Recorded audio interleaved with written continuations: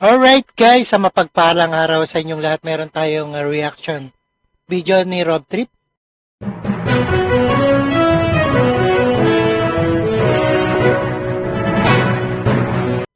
Isang magandang araw sa inyong lahat at ito na nga ay isang reaction video ni Rob Trip courtesy by AnTV News and Rescue.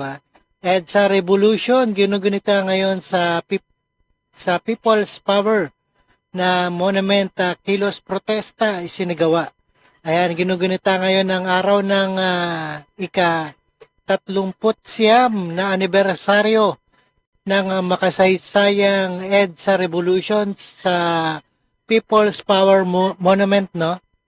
Yung maraming rebulto na kagano, no? Kasunod nito ay nagsagawa naman ng kilos protesta ang ilang realista at tanggapan ng Department of National Defense. Alright? Panoorin po natin yan. Alright, let's get it on. Asher, natapos na ba ang programa para sa anibersaryo ng EDSA Revolution at sino-sino ang mga dumalo sa aktibidad?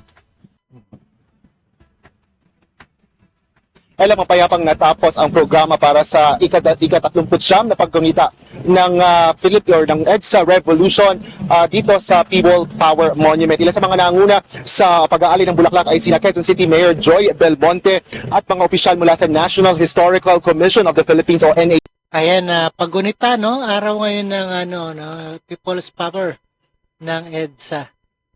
Pero hindi holiday, no? Working tayo. CP at the Human Rights Violation Victims Memorial Commission at iba pang grupo.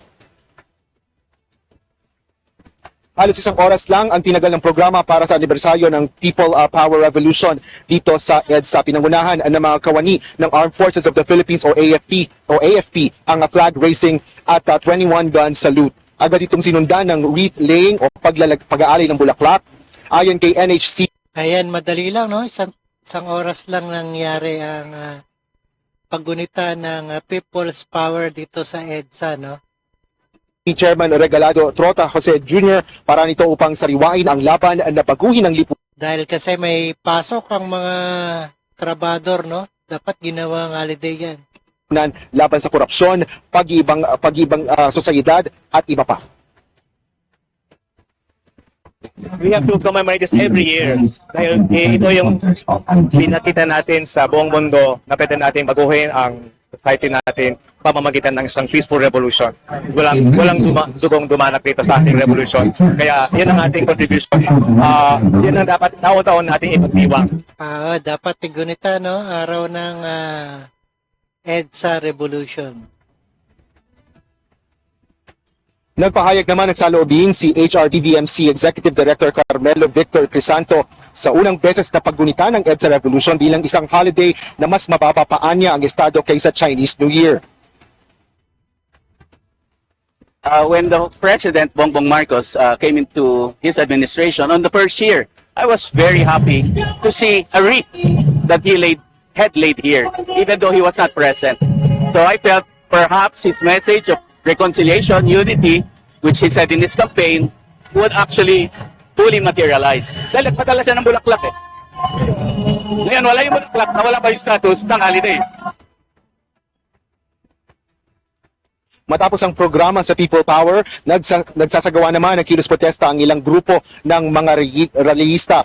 Kabilang na dyan ang iba't ibang grupo para sa Southern Tagalog People's Mobilization, kasabay nga ng paggunita ng People Power Revolution. Isinasagawa ang kanilang programa ngayon sa Department or harapan ng tanggapan ng Department of National Defense sa Gate 2 ng Camp Aguinaldo, kung saan Ayan, Gate 2 ng Camp Aguinaldo to nangyari.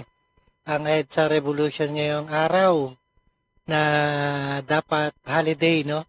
Nakatakdang magsira ang mga ito ng mga imahe ni Vice President Sara Duterte at Pangulong Bongbong Marcos Jr. Inaasahan na matatapos din ang programa mamayang pagkatapos ng tanghali at sila naman ay nakaplano na tumulak dito sa People Power Monument mamaya.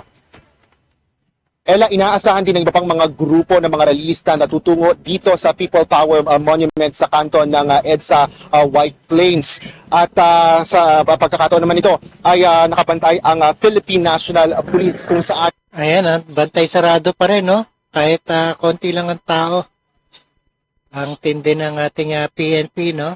Nakakalat ang mahigit or nasa 8,000 tauhan mula sa National Capital Region Police Office na inisyal nilang itinalaga dito, at kung kinakailangan nila ay may mga nakastandby pa na mga puwersa na maaaring i-deploy ng PNP dito sa lugar. Yan muna ang latest dito sa EDSA White Plains. Balik sa'yo, Ella. Asher, magkakaroon ba mamayang gabi ng mga programa dyan sa kinatatayuan mo mismo? Ella, ang inaasahan na lang dito mamaya ay kung mayroon mang programa na magaganap, ayan ay mga programa ng mga rallyista o magsasagawa ng mga kilos protesta. Mayroon tayong mga narinig na mga ulat na mayroong ilang mga estudyante na pupunta na dito sa People Power Monument matapos nga silang mag-participate doon sa class suspension. Kanina ay nakausap din natin ang isang kawani dito na nakilahok sa programa ng People Power Monument, at sinabi nila na mayroong mga nasa 400 mga eskwelahan ang nagpatupad ng class suspension sa iba't ibang lugar sa bansa. Ella. Alright, maraming salamat, Asher Kadapan Jr. Alright guys, napanood at napakinggan po natin ang ating reaction video dito sa UNTV. At ito ay status ngayon ng EDSA Revolution. Inugunita sa People's Power Monument dito sa White Plains. At ito ay Gate 2 ng Krame. Alright, maraming salamat and peace out sa inyong lahat.